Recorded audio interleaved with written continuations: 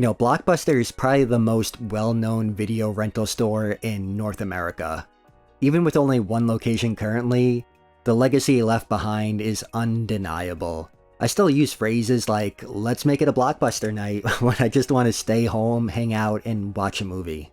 I imagine their rapid expansion is why so many people have a fondness for the store. Just based on the sheer numbers, if you were born before the year of 2000, chances are you had some experience renting a movie or game from Blockbuster Video.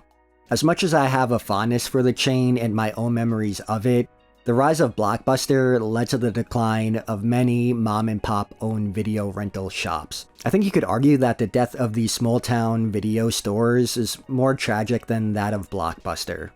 There was a personality and kinship that you got from these family-owned stores that you just didn't get from the Blockbuster Corporation, and that became more evident as time went on.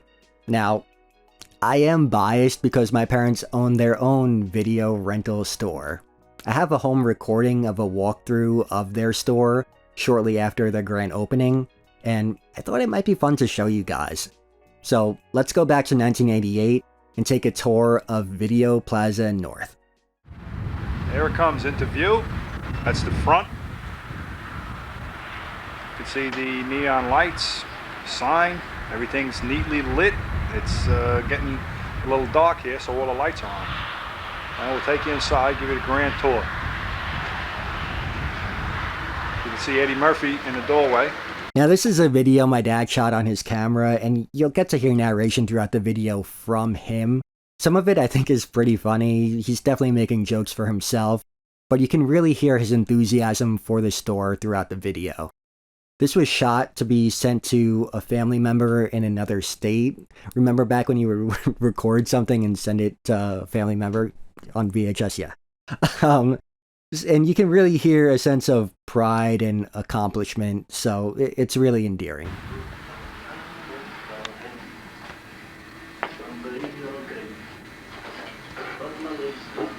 Okay, off to the left, our 99-cent section. These are movies that really don't move too well, so we do anything to get them out during the week. Even at 99 cents, they're not moving too well. Right behind us is a window on the inside. Just really a bunch of boxes, standees, POP, and that kind of thing. You can see a couple of the plants we got for opening gifts when we opened the store. A bunch of the marquees for the newer releases. Just decorating the center aisle to kind of take up a little space. Over here's our action and drama section.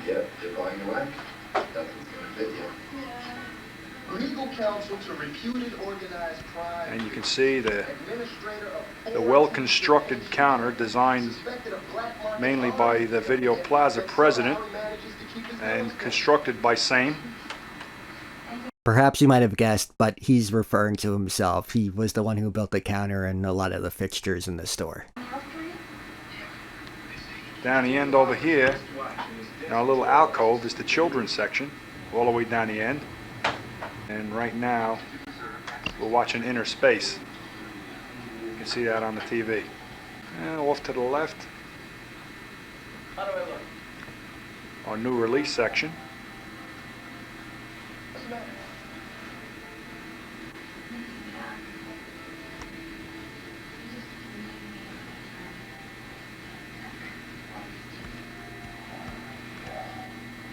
New arrivals,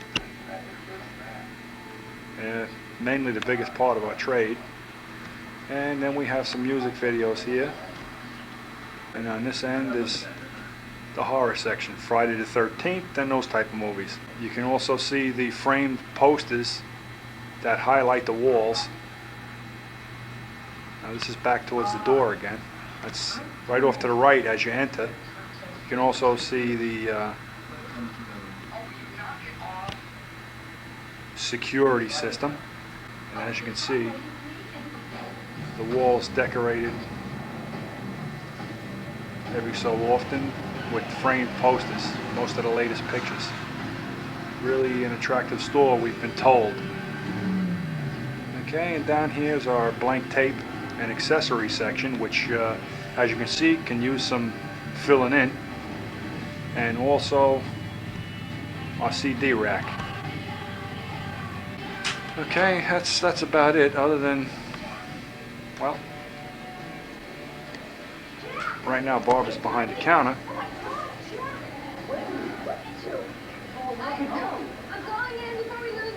You can see the tape rack behind it.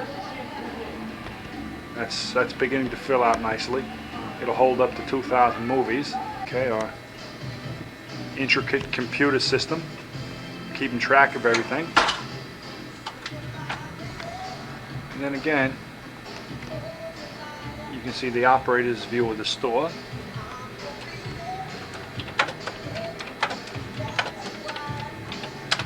Your new releases and everything on the left. Okay, front door. How do you scroll? Our track lighting system on the top. Neon lights in the window. And then again over to the action and drama. You can see the video screen, the computer screen, printout screen. Is our late charge poster.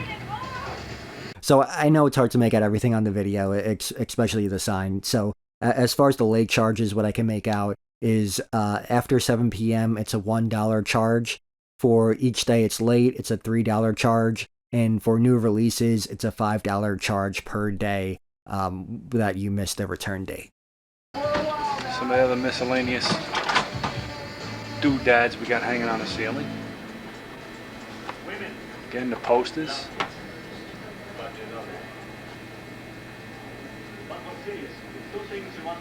There's Alvin. This is our top 20 rental list.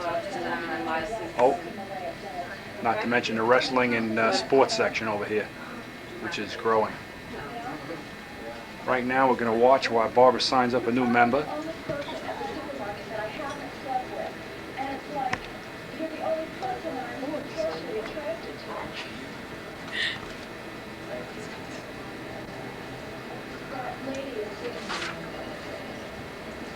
Just a simple paper and a procedure to fill out. Driver's license, credit card. There's our terminal.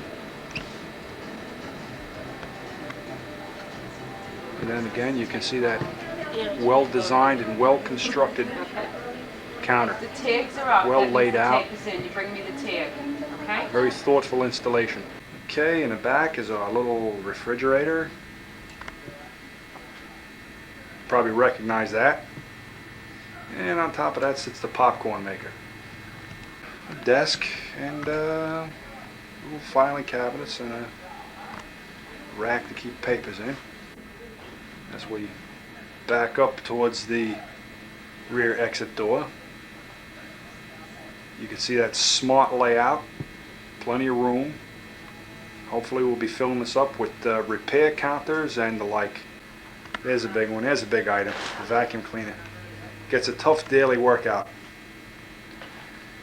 And that's about it. Just bring me over the tag and I'll get you the tape. The new releases are on this side. A lot of the movies are coming out tomorrow. Now you can get an overall picture of what the place looks like. This is looking out towards the front door. $1 the same day, after 7. $3 per day, and $5 Okay, for the movies. if you have any questions, we'll be glad to answer them at the end of the tape. Okay.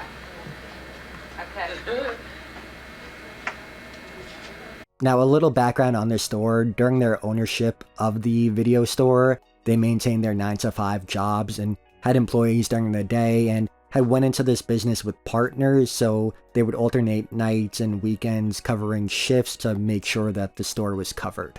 Unfortunately, when Blockbuster came around, things did begin to get tough, and suddenly the partners that they once had were nowhere to be seen. It's still somewhat of a sore subject, so whenever I ask questions about it, I have to tread somewhat carefully, but as time has gone on, I think their spirits have gotten better about it, and it's something that they can look back on and, you know, have some levity when they think about it.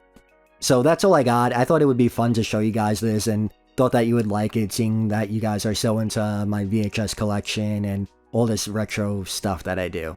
So, hope you enjoyed the video, and I'll see you guys next time.